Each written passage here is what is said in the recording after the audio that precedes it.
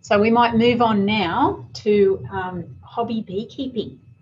So during the previous Home Expo, where we had in-person events, beekeeping workshops have always been popular.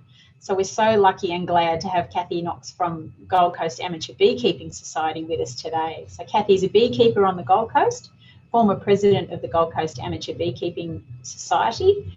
She volunteers as education coordinator, managing training and mentoring programs for that organisation. Kathy also works as a beekeeper training and content lead for a commercial boutique beekeeping operation, managing urban and coastal apiaries from the Sunshine Coast to Northern Rivers, New South Wales. In her spare time, Kathy volunteers with Scouts and enjoys composting chickens and daydreaming about goats. I love it. Please welcome Kathy. G'day, I'm Kathy and I'm a beekeeper with the Gold Coast Amateur Beekeepers Society. I volunteer with the Gold Coast Amateurs as Education and Training Officer. I've also previously been the club president and secretary, and I enjoy volunteering and sharing skills and talking to new beekeepers about what's involved in becoming a backyard beekeeper. I also work for a commercial beekeeping operation. We produce beautiful local honey and offer other services. So I enjoy both volunteering and looking after bees and beekeepers, and also working for my employment in beekeeping. It's very rewarding and very challenging, and it's a process where we're constantly learning. Every time we open a beehive, we're learning something new.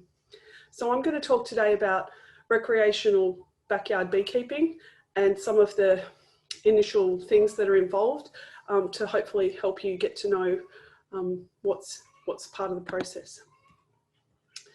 So there are a number of local laws and council requirements that apply for urban beekeeping in Australia. And in our local areas around the Tweed Shire in New South Wales, what you will need to do is be registered as a beekeeper with the Department of Primary Industries in New South Wales. Now that's not hard to do. It's easy to make a registration, and there's no cost for hobby beekeeping. If you're looking at keeping bees, honeybees, in your local area in the Tweed Shire, talk to the duty planner at the Tweed Council and just check on the land size requirements and other regulations that might apply to you. Equally, if you're in the Byron Shire in New South Wales, you'll just need to register with the Department of Primary Industries. There aren't any specific local animal management bylaws that apply in the Byron Shire. On the Gold Coast City Council, the local bylaws require that we're members of an organisation that supports beekeeping, and that that organisation has an approved code of practice for beekeeping. You also need to register in Queensland with the Department of Agriculture and Forestries, which again is easy, it's free, and you can do it online. If you're living in the Scenic Rim Regional Council area, there are some land size requirements that apply. But again, if you're registered as a beekeeper with the relevant Department of Agriculture or Primary Industries, then you should be fine. And in Logan City Council, again, there are some land requirements that apply, but now we're getting a little far away from the Tweed. So as you go further north, there's different councils. So the key point there is for registration. Why do we need to register as a beekeeper? Why is that important? The key message is, folks, that it's important for biosecurity. So in the context of beekeeping, and even if you're a hobby beekeeper with one flow hive in the backyard, you are actually part of the Australian honeybee industry. So congratulations and welcome. And so in the context of the Australian beekeeping industry, biosecurity is defined as whatever measures we use or whatever practices we put into place to reduce the risk of the introduction and spread of pests and diseases for bees. And there's principles of good beekeeping that the Biosecurity Code describes, and we should all take efforts to comply with those practices so that we can help minimise the impact of any pest and disease on the honeybee industry and on other beekeepers around us. Those basic principles are: one, we should be registered. Must register with your relevant Department of Primary Industries or Agriculture. And that's really important so that if there is an outbreak of disease or pest in the area, that the department can contact you. I think we're all familiar now with the idea of contact tracing. Thanks, COVID. So if there's a problem in the area, or an outbreak of disease or an incursion of pests, the relevant beekeepers can be contacted and can take steps to address those threats. So second rule, beekeepers need to report notifiable diseases. And in order to be able to do that, we need to become familiar with identifying pests and diseases. And we rely on our organisations and clubs and associations to help us to learn those skills. The third rule is that your beehives need to be regularly inspected for pest and disease. There's minimum standards that apply, and it's good practice to monitor the health of your investment. Bees are essentially livestock, like a farm of a mob of cows, a herd of cattle. Bees are actually livestock, and so there are biosecurity practices that any owner of livestock would enter into. So for example, if you're entering into a sheep yard, you might need to wash your boots to take off any potential pathogens from your boots. So when we're beekeeping, we need to make sure that our gear and our tools and equipment are clean and free from disease so that we're not transferring anything. The fourth rule is that we must control or eradicate pest and disease, and we need to manage weak hives. So again, learning how to recognise weakness or management practices, your clubs and societies will help you to understand how to keep your bees in good health. Fifth rule is we need to keep records. And the good news is that as you become a member of an organisation, you receive something like this cute little logbook where you can keep records of your beehive inspections and take note of important events. And that just helps us to monitor what's going on and to understand seasonal changes in the bees and in what's going on. We need to brand our hive materials appropriately with our registration brand so that they can be identified. And the components of your beehive need to be constructed well. There's lots of variants, and there's lots of different ways to keep bees in boxes. In managed bee colonies, your boxes might be made out of plastic, cedar, plantation pine, polystyrene. There's lots of variants, but they need to be constructed well to help protect the bees. We shouldn't allow any of our hives or our tools to become exposed or neglected. So it's important that we look after each other. Sometimes beekeepers lose interest, or they lose confidence, or they have health issues, or they become elderly and unable to manage their bees. It's important that we know where the bees are and that we know who owns the bees so that we can look after them so they don't become neglected and become a threat to other beekeepers. And finally, in terms of biosecurity, we need to allow that our operation can be assessed and that we can be notified if there's something going on in the area near us. We want to know, I want to protect my livestock. So not to scare you off, but those are the basic principles of biosecurity that we all need to adhere to. So what do I actually need in my yard before I can keep bees? Can I keep bees in my backyard? So here's my advice. There's 3 key things that we need to have in place before you even think about bringing bees into your garden. First, you need access to water. Well, the bees need water. Bees drink water. They also use, honeybees drink water. Stingless bees don't. Honeybees drink water, and they use water for evaporative cooling in the beehive. Now, it's quite warm. It's quite hot today. In fact, I'm sweating already. The bees bring water back to the colony, and they use the water and their wings to fan and circulate cool currents of air through the hive and to manage the temperature. So bees need access to water. Now, they don't care, they're not fussy, they don't care if it's the neighbour's pool, if it's the dog's bowl, if it's the chook's water, if it's a creek, or if it's a soggy puddle, or if it's a bit salty, they don't really mind. So effectively, you'll need to set up a water source before you bring bees in. Once the bees find and establish a pattern of visiting a water source, you'll have a hard time convincing them otherwise. Second thing they need, sunshine. Bees need access to warm temperatures, and they like sun in the morning especially. Maybe some shelter from heat in the afternoon. And thirdly, you need to be able to access the beehive easily so that you can get in and do what you need to do. You need to be able to walk around the beehive. You need to be able to get materials to the beehive and away from the beehive. So don't put the bees somewhere hard to access where you need to climb up stairs or cross a creek or traverse a difficult part of your yard. Have the bees somewhere easy and comfortable for you. So let's have a look just at some very basic tools and things that you'll need that are essential for working bees. You'll need, at a bare minimum, a smoker. The smoker is a very essential tool to create smoke to use to control the bees and to manage what the bees are doing, and helps you to stay calm as well as keeping the bees calm. Along with the smoker, you'll need a beehive tool. So this is an Australian style beehive tool. It has a curved end here and it has a flat edge here. It's made out of hardened steel, it's quite strong. And this is an essential component of your beekeeping kit. Your smoker and your tool work as a unit, they go together. Keep the tool in one hand and the smoker in the other. Other things that you're going to need are your PPE, a jacket or a veil, something to protect yourself so that you're not going to get stung by bees while you're working. That doesn't have to be an expensive piece of equipment. You can just use a fly veil over your hat. And if you have a known allergy to bee stings, you should carry an EpiPen.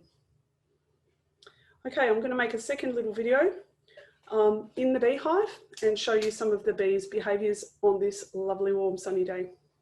So the first thing to do is to observe activity at the entrance of the hive.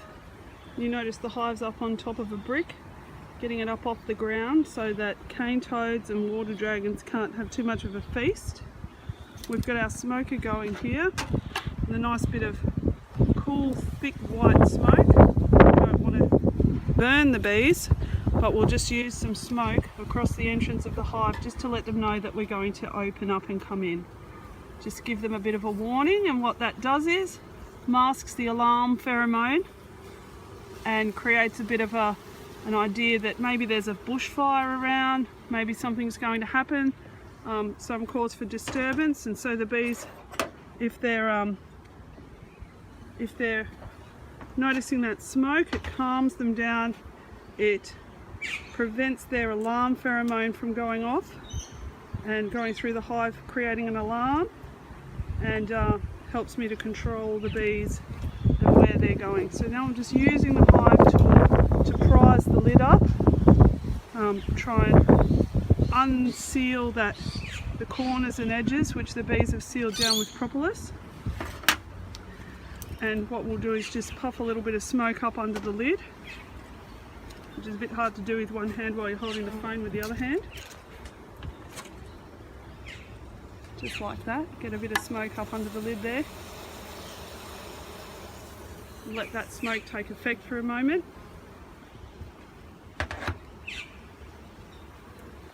You can see I've got my brand number on the hive there and some notes about what I've recently done on that beehive, just so that I can remember where I'm up to. So we'll just yank this lid off and have a look underneath. Oh, there we go. It's looking very nice. The bees have built up some honeycomb in the lid of the hive. That's a good sign that there's a good nectar flow on at the moment. There's some beautiful white wax there. So they've been very busy building that up. We'll just place that lid over there out of the way. We'll have a bit of a look at what's going on here. See the beautiful shape that the bees have built with the honeycomb? Not in straight lines, you'll notice, but beautiful patterns. And they've left just enough space to walk in between those honeycombs. That's called a bee space. And it's just the right size for a couple of bees to walk back to back in between the gaps of the honeycomb. And you'll see there, they're just licking up some of the spilt honey, just having a taste. And their natural inclination is to clean up any spilled honey, so I'll try not to spill any more and make a problem for them. Okay, so next up we're going to use the tool and lift one of these frames up out of the beehive and just have a look at the frame and inspect the honey crop. We're not going to see the queen bee in this box because she's down in the bottom box. We're just going to inspect the honey crop here and get a feel for how fast these bees can produce a beautiful frame of honeycomb out here by the creek.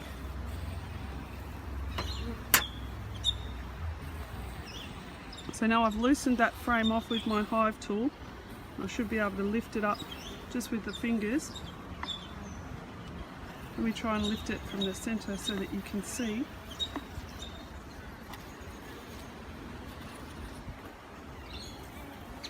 And there we have it. Beautiful little frame of honeycomb. It's pretty much completely capped over too. They've built wax cappings over the cells.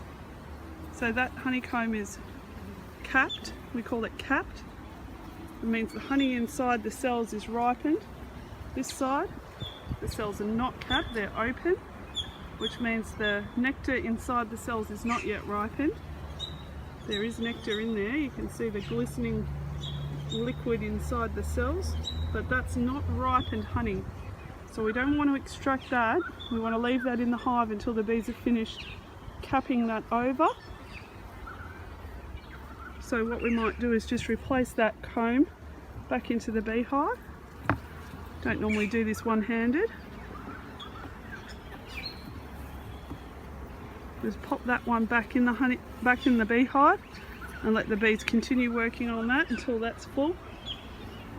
In this colony we've got one honey super here full of honeycomb frames. We've got another box here with honeycomb frames in it. Then we've got an excluder here, a mesh grill to exclude the queen from getting into the honey crop. And then in this lowest box we have where the queen bee and the baby bees live.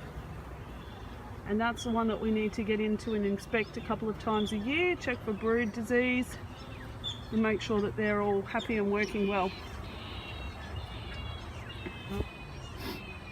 And it's helpful just to observe the bees as they come and go, watching them land and watching what they're bringing in.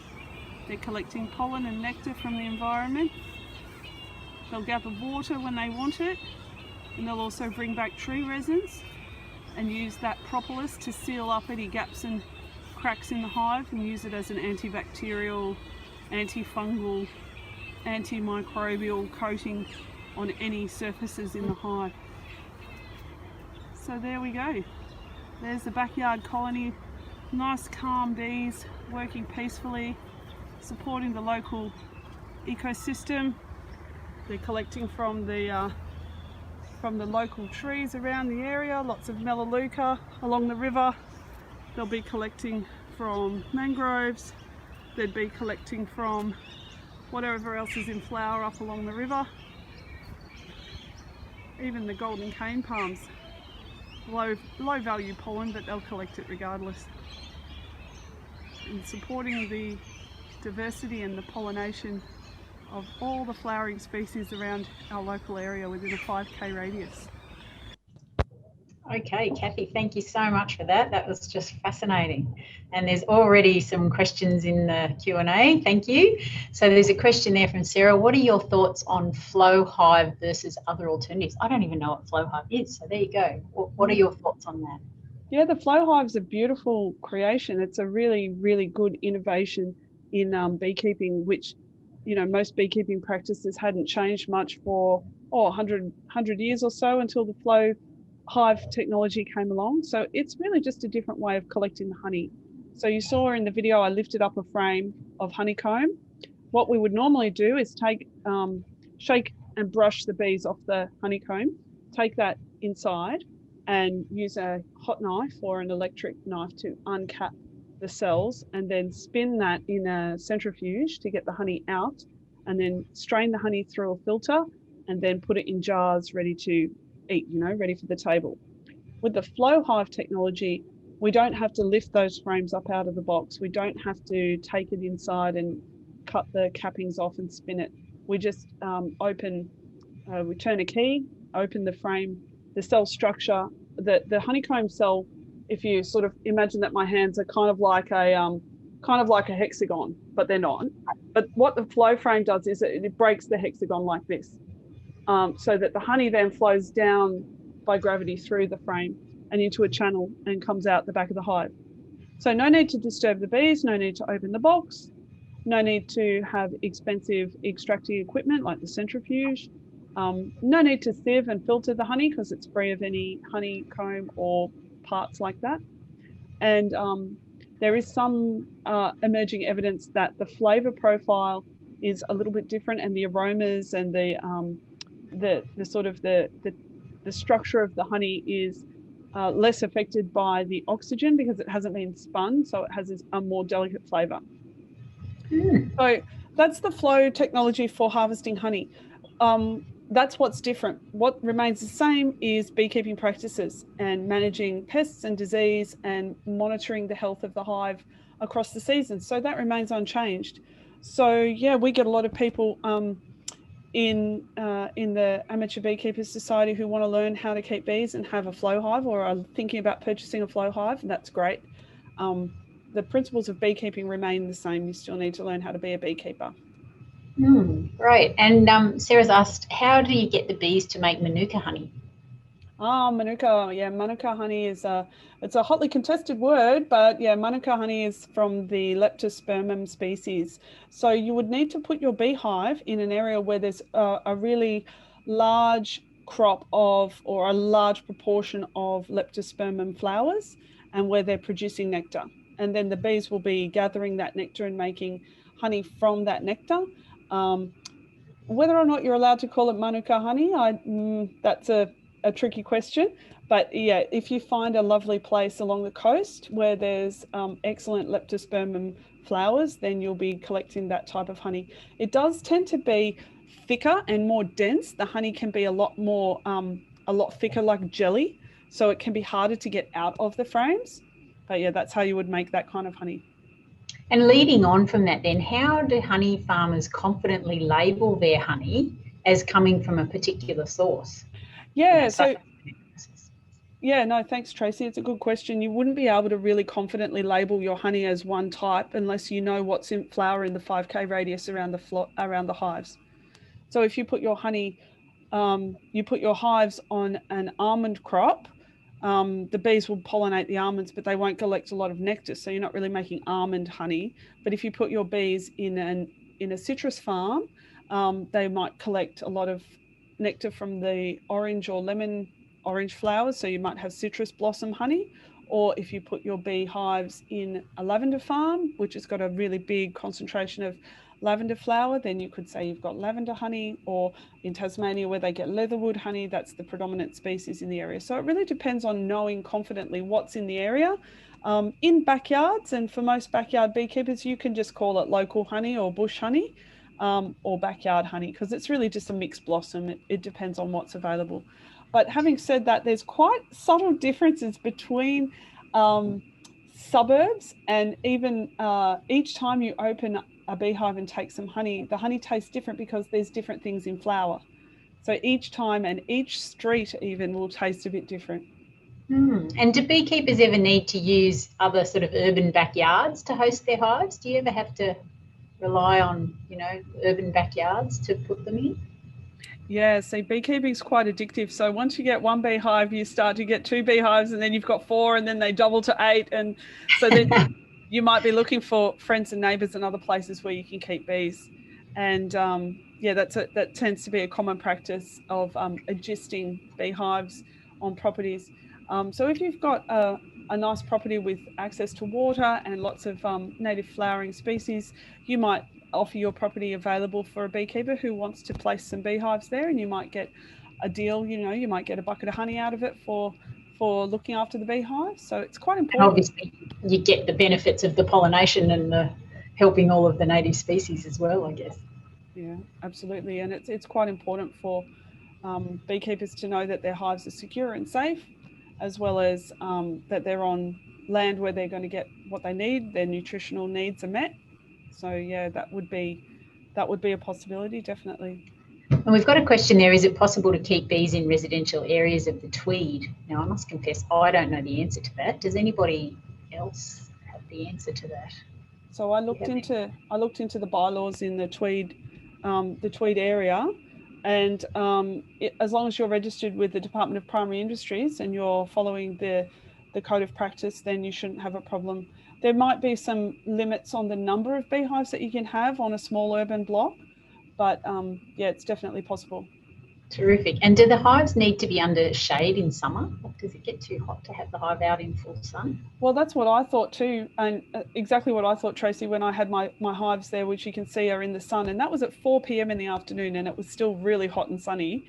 And I was worried that they were going to get too hot, but no, bees like to be hot. They keep the brood at about the same as human body temperature. So they need to keep the internal beehive at about 35, 36 degrees.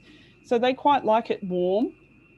In the afternoon, if you've got really hot western sun bearing down on them, you might be well advised to give them some shade, or place them where they're going to get some shade from a tree, or put a shade or some kind of a screen to give them a little shade in the afternoon. But they definitely need the sun.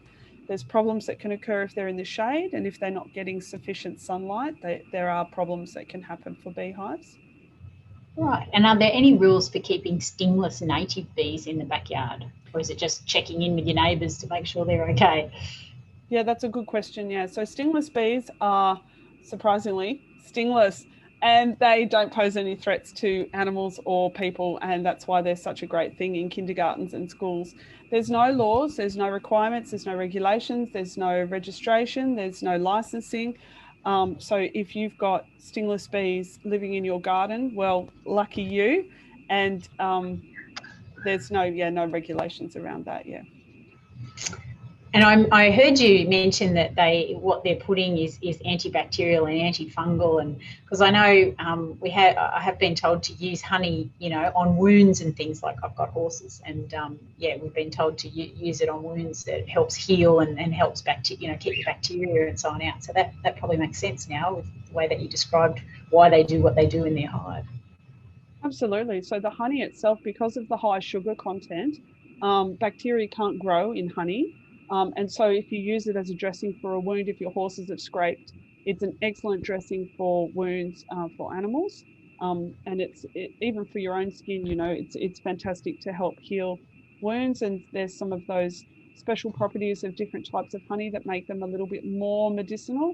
But any honey is highly antifungal, antimicrobial, antibacterial, antiseptic. So it's good stuff. It's really good stuff.